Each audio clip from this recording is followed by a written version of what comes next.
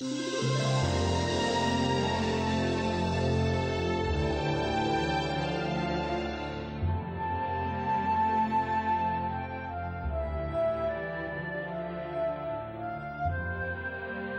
every age, in difficult times, people have said, there's something about this place. There is something magical here. When I walk in, I feel like I really am in the presence of God.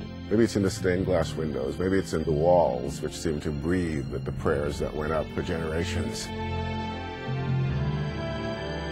This is the kind of place where you'll want to stay forever. I really feel drawn close into my faith. I'm really drawn by the warmth of the setting and the people. There's a palpable sense of an energy happening, and it has to do with all the plans and the dreams and everything that we're doing.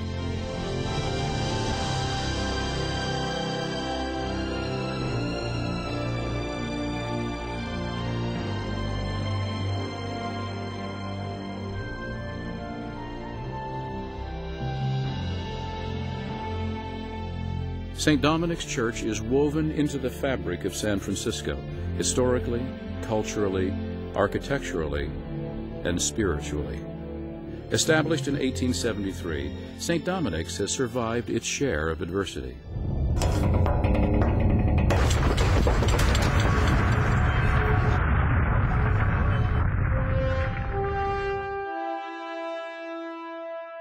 When the great earthquake came in 1906, the treasure was destroyed, that second church here on the property. And when you think of all these people whose spiritual center was destroyed in that earthquake, and how many of their homes simply went up in flames or simply crashed down, and the very first thing they wanted to do was to rebuild.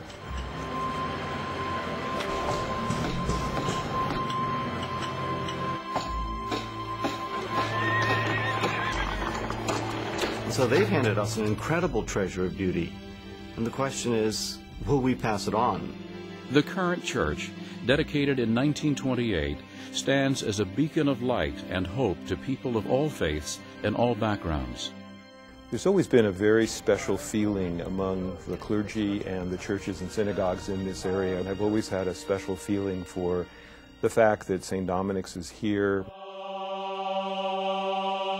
The medieval cathedrals were built in part to tell a story. A lot of people in the Middle Ages were not that literate, didn't read that much, and so the cathedral told the story, and St. Dominic's tells the story. St. Dominic's tells the story on the high altar, the carvings tell the story, the salvation story, the story of redemption, the story of the Dominican order, and to a certain extent the story of San Francisco is implied in the architecture and art of this great church. The marble high altar, the intricate stained glass windows, the oak wood carvings, the floor, the pews, the roof, all now in need of repair as the years, the quakes, and the weather have taken their toll. Following the Loma Prieta earthquake, parishioners and friends around the world provided enough money for seismic rehabilitation. The 9 flying buttresses that now cradle and protect St. Dominic's stand as a visual testament to the many people whose financial sacrifices have supported the church in 3 different centuries. Now, St. Dominic's campaign for the 21st century addresses the final pressing needs of repair and restoration.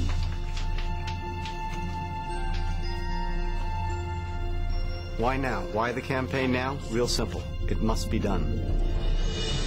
And I think there's a passion for people to have one large campaign to simply finally do it, so that we can then put campaign after campaign after campaign to rest.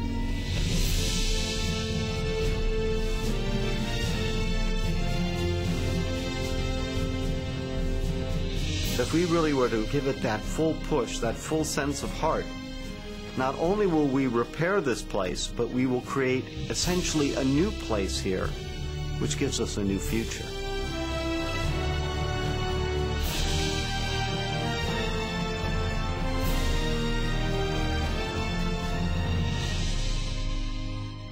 Why the campaign now? Because God's given us the strength and the beauty here to do it.